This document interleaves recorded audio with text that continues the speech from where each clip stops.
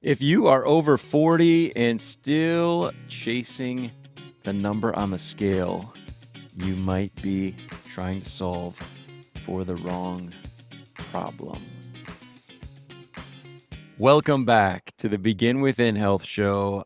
I'm pumped that you are here with me. And if you haven't done so already, please subscribe to the show or follow it in your podcast player. I'd love as well for you to rate and review, or just drop a comment, say hi, or let me know what things you'd like me to include in future episodes. I appreciate those comments so much. Please keep them coming. You heard me in the little intro there talk about being over 40 and thinking about health / weight loss. And sometimes we think of those two things as though they are very interconnected. But at some point, our concept of fitness shifts, and it goes from like teens, 20s, 30s, maybe for a lot of us, to being about how we look. We think in terms of abs, how our clothes are fitting, or we connect those things to the number on the scale. But then in our 40s and beyond, it feels like there's a little bit of a shift that starts to happen. And that's when, instead of worrying about losing 5 or 10 pounds, fitness becomes more about health. You know what I mean? And this is about the same time in life. I don't know if it's true for you, but I know for me, health surprises start to show up, or at least they start to be on the radar. They start to be concerns where we're thinking about things like, how's my blood pressure? How's my blood sugar? We're feeling some real serious shifts in terms of energy, in terms of sleep, in terms of aches and pains and joints. And we start to think about arthritis or those old injuries from our teens that now are starting to like show back up. Like if you played sports like I did, played a lot of ice hockey when I was younger, and now I remember hurting that knee, and now you know what, that knee is hurting again. And all of a sudden we start to realize that the scale was never really the full story, right? It is just a small piece of a much bigger puzzle. And somewhere along the line, fitness stops being about cosmetics, right? About how we look, and it becomes protective. It becomes about staying around, sticking around, about staying capable, staying strong, staying steady, thinking about the years ahead. I know that's where I'm at. I know that's the direction that this show has taken. And we're going to talk about that today. I'm going to share with you 6 things that I absolutely am confident matter more than the number on the scale for those of us who are 40 and over. And as we approach this topic, I know I said we're going to talk about 6 things. Just remember, health is nuanced, it is personal, it is something that is built over time. And what we're going to talk about today, and even the 6 things that for me kind of dialed it down to, and I want to share those with you. This is just still one piece of a bigger process. And what I want to leave you with today, stick around to the end, because what I will leave you with at the end of this episode is one simple weekly worksheet that you can put together. Literally, you could do it today. You can write it down today. One simple little checklist that will help you to implement the things that we are going to talk about today in this conversation. So let's get into it. Again, the problem, I have experienced this personally. I've seen it with my clients. I've been a personal trainer for, really close to 2 decades now. And I see that a lot of people into their 40s are still trying to solve health. They're trying to approach fitness the way that they did when they were 20 or 25. And I hear this from people that I'm talking with in their 40s, 50s, 60s, even their 70s. And they'll talk about, hey, when I was 22, I was feeling great. I was at my ideal weight, and this is what I was doing. So I'm going to go back to what I was doing then, how I was eating, how I was exercising, whatever. They're trying to cut calories, they're trying just to sweat more, they're focusing still on the number on the scale and trying to do what they did before in order to feel better. But the reality is this: as we get older, things change. Life changes, but things are changing with our bodies as well. Hormones are shifting, our ability to recover from everything, whether it's a workout, whether it's an injury, or just from the stress of life, recovery slows down. And muscle, which we talk about a lot here, muscle is something that starts to disappear. It starts to become harder to build if that has been our focus. And research is clear on that. Muscle mass, metabolic health, sleep consistency, stress regulation, they're all strong predictors of long-term health. More so, even, some would argue, than just what the scale says, what the actual weight of a person's body registers at this moment. Function is the thing that we're after, whether it is a score that we are chasing that the scale says or some other metric, right? Function, health, things working well. That's what we're after.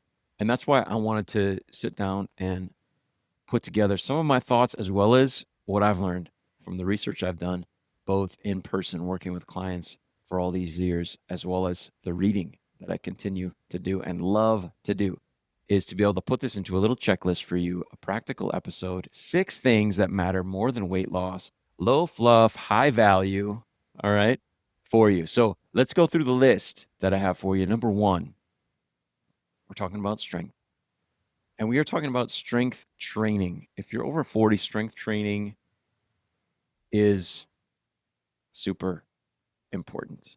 Because if you're not doing it, then you are voluntarily aging faster than you need to. And I'm not talking about chronologically, right? We can't do anything about the passage of time, but I mean, you are biologically aging faster than you need to if you're not doing strength training. It's not being dramatic. That's just physiology. When we get to our late 20s and into our 30s, we start to lose muscle mass. And that process accelerates as we get older. And that's a concern because muscle is metabolic protection, protects us metabolically, blood sugar control, for example. Muscle is bone density insurance. Muscle helps your bones stay nice and strong, nice and thick and dense. It helps us to prevent falls. It helps us with independence, obviously, strength, right? And I have watched clients at times obsess over losing weight while completely ignoring the fact that what if they're losing strength while they're focused on what the scale says? And the interesting thing is that the number on the scale doesn't always change all that dramatically, plus or minus, when someone starts to strength train consistently. However, their shape changes, their waist shrinks, their posture improves, their energy rises, blood sugar levels start to change. I have trained clients that are type 1 diabetic clients who are on an insulin pump, and they tell me there's a dramatic difference in the amount of insulin that their body needs around their strength training workouts compared to before they started to do strength training. If that's true of them, then it's true of you and your pancreas. So, what's the takeaway? Lift weights, strength train, please. And I'm not the only one saying that. Again, this is my personal opinion. the experience I've gained working with clients as well as the reading that I love to do. And I understand my social media feed might be a little bit skewed toward the fact that I already love strength training. And so I'm hearing a lot of the doctors that are promoting strength training because strength training is something my social media algorithm already knows that I appreciate, but I want to pass that on to you. Strength train. Do it. What are we talking about? At least 2 days a week. Minimum 2, 3, 4. If you could get to the point where you're doing it most days per week, like 4 or 5 days, amazing. But 2 days minimum, focusing on full body movements, progressively increasing the loads that you're lifting. It doesn't have to be crazy. Nothing wild, just small increases and something that you can do at home. Don't need a gym. Don't need a bunch of complicated equipment.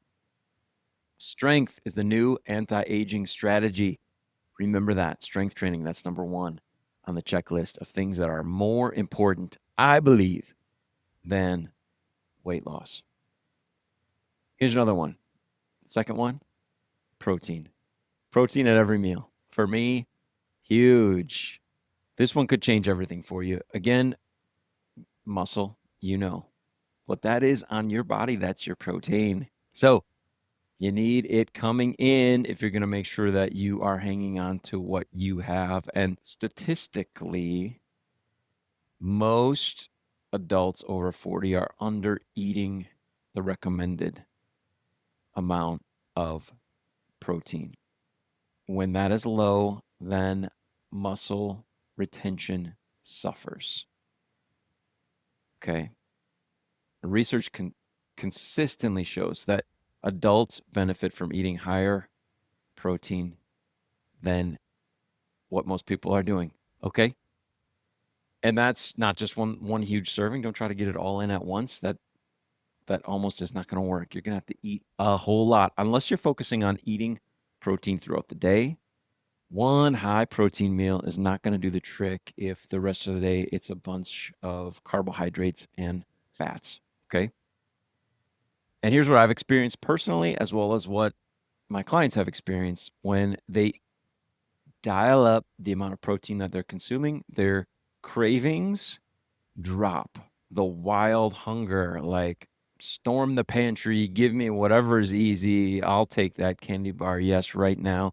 Those cravings drop. Energy becomes more stable. Recovery improves and body composition improves. All right. So what's the takeaway? Eat protein.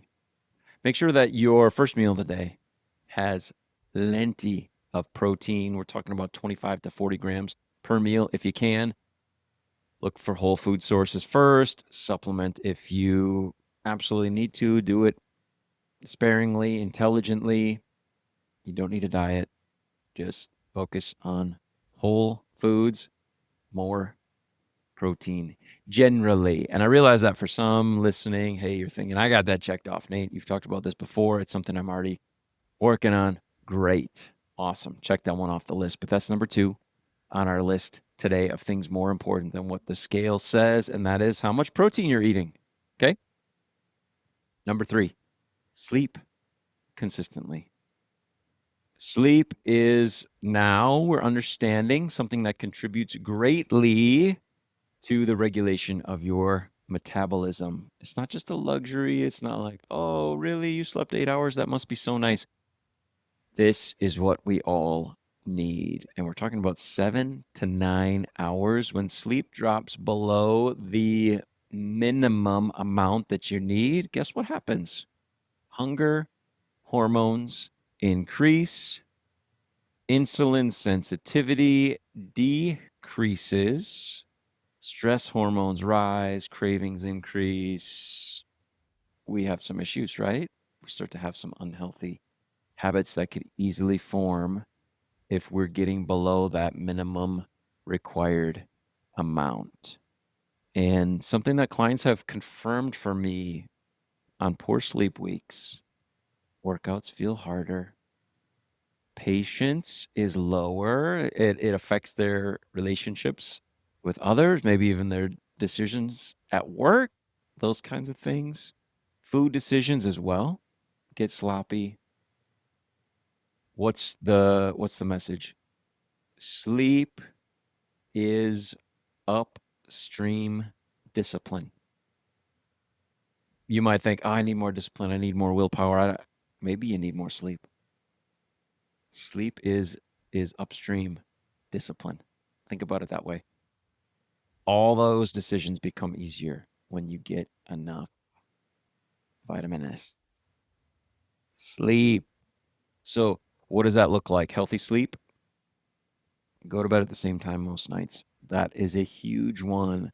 Some research is showing that the consistency of the sleep schedule might even be more important than how much sleep we're getting. So, sticking to a consistent schedule, have a bedtime that is not just for kids, that's for healthy aging adults. Keep that wake up time consistent as well.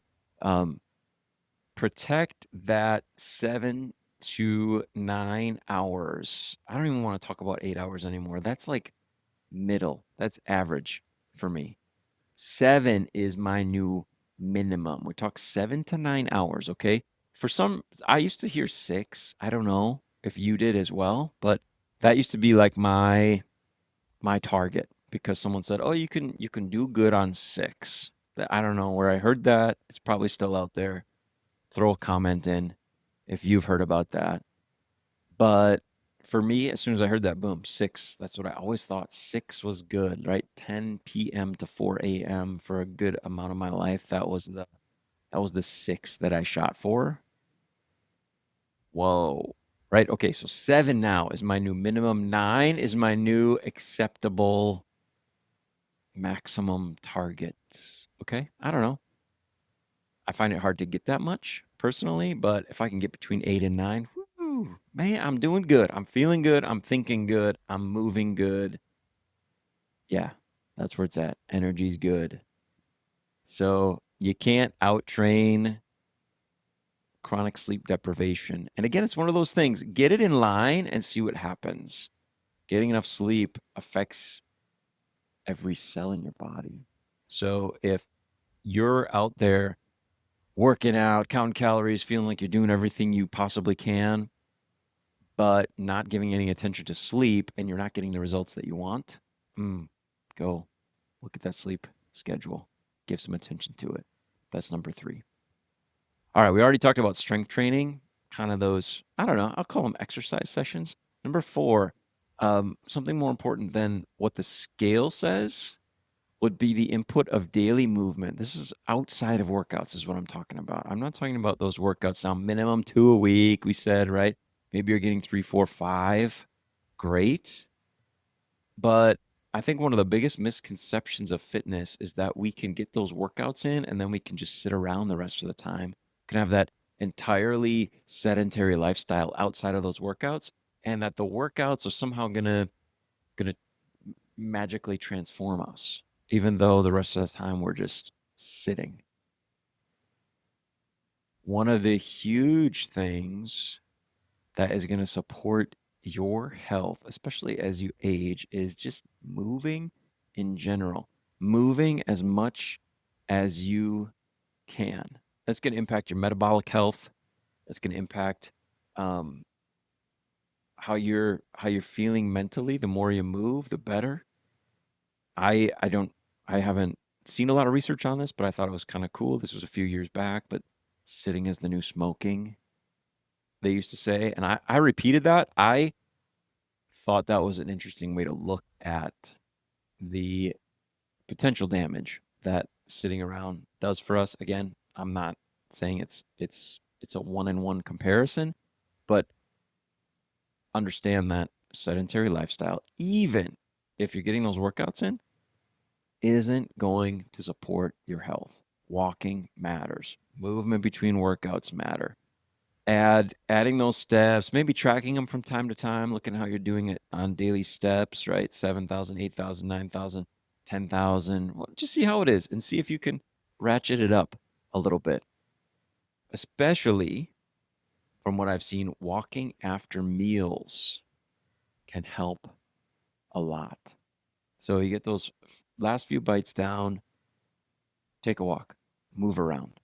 And maybe getting out of the house and walking isn't possible. That would be awesome, right? Get some fresh air. Um, but maybe that's a time after you eat, go stand and fold some laundry or something, right? Um, movement after meals, super important. Do you know, just park in the back of the lot. You're capable of walking in.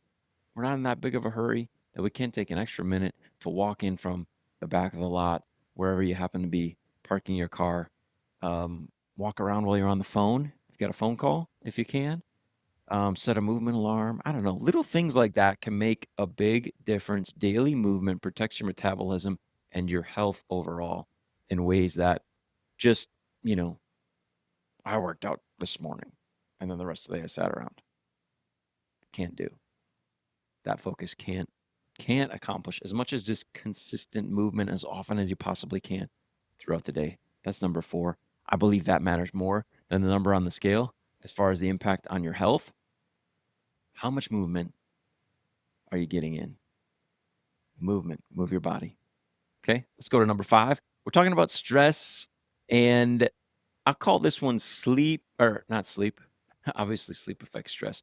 Let's call this stress decompression. Okay. What can happen is that we get used to a certain level of stress and our body can just get into prevention mode. Chronic stress, cortisol levels are high, our sleep is impacted, our digestion can be impacted. How our body stores and burns fat, especially abdominal, can be affected by how we are able to recover from stress. And we might think, oh, I went and burned stress in my stressful workout. And I love me some medicine ball slams, some cleans, kettlebell swings, things like that. I love the high intensity stuff. We incorporate it into our workouts with our clients as much as we possibly can, especially at the end of their workout before we sign off. Crank up some 80s tunes and rock and roll. Let's go for 2 to 5 minutes. Let's see what we can accomplish. I like the high intensity stuff, but understand, even though you feel really great after, more intensity does not fix the chronic stress load that you might be dealing with. But here's what does: doing less, trying to get bored once in a while, moving less intentionally. I know we just talked about moving more. Now we're talking about moving less actually being a good thing. Here's what here's what I mean. Take 10 minutes, sit. Don't sit on your computer, but sit and breathe. Go inside your thoughts and your feelings. Maybe do some journaling. 10 minutes at a time or journal. Get a walk outside, get some fresh air. Maybe a device-free chunk of your day or of your week. Postpone the amount of time goes between when you wake up in the morning until you look at your phone as far as you possibly can. I understand there's a lot of you that gotta look at my phone. I gotta find out what happened.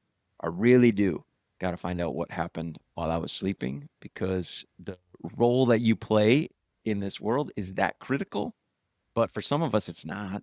Things can wait an extra 15 minutes, 30 minutes, 45 minutes while we have a little time in the morning just to be. Just to be. It doesn't have to be a long one, a long chunk of time, okay? Try to make it consistent, though.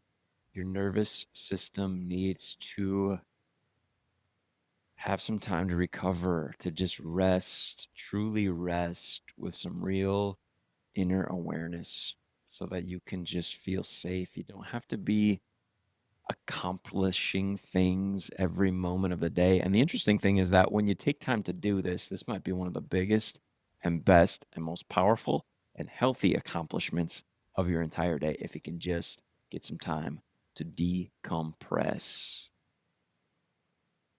All right, number 6.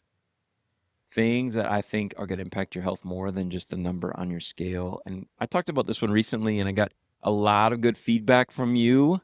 Dear listeners, thank you so much for all those comments. Number 6 is about social connection, and this one, it surprises people. It is surprisingly a touchy subject, I think, from what I experienced in discussing it here on a health show recently in one of our episodes, and that's okay. It is okay. Let's talk about it, right?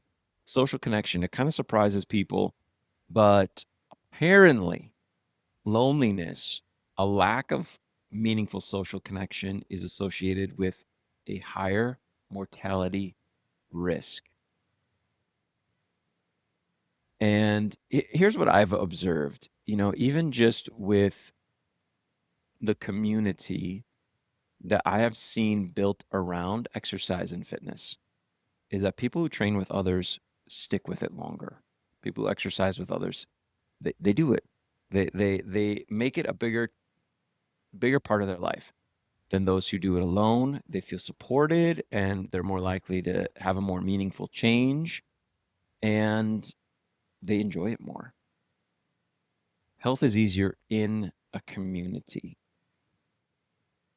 And that's just one way to create some healthy social connection. There's a lot of ways that you can think of, I'm sure, that you can find to have healthy, safe, meaningful connections added in to your life. One meaningful conversation per week that you're intentional about.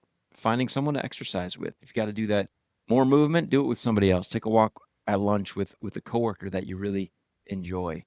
Um, Join a group that is doing something, that's accomplishing something together that you feel interested in. Maybe just send a text to someone that you love instead of sitting there scrolling and seeing the posts of a bunch of strangers that you really don't care that much about. Connection can affect our nervous system regulation as well. And that affects our health. A regulated nervous system makes healthier decisions easier. So, something worth paying attention to. Again, I believe healthier social connections are going to improve your health, physical health overall, more than what the number on the scale says. So, none of the things that we talked about, none of those 6 were you got to lose 15 pounds, go step on the scale and find out what you're worth. None of that's not what we're talking about here. But I believe if you focus on things like the 6 things we talked about here, things that I have personally benefited from and seen benefit clients that I've worked with, the number on the scale might take care of itself. And even if it doesn't move dramatically, these things will improve your health dramatically. At the beginning of our episode here, I promised you a weekly worksheet, a weekly checklist that can tie all these things together and help you to move forward, to make uh, improvements, to make them doable. And I want to share that with you in just a moment, okay? To give you that structure. But before we do that, if you are someone that's looking for some structure in your whole routine, I'm going to invite you into my 7-day program. If you've heard me mention it before, just give it a try. Go over to beginwithin.fit/7day, number 7, DAY. Don't need a credit card to join. It is really just train with us at Begin Within Fitness. Train with us for 7 days. See how you like it. You might be able to establish your own home routine by the end of those 7 days, and you are good to go. That's what we would love to help you to do.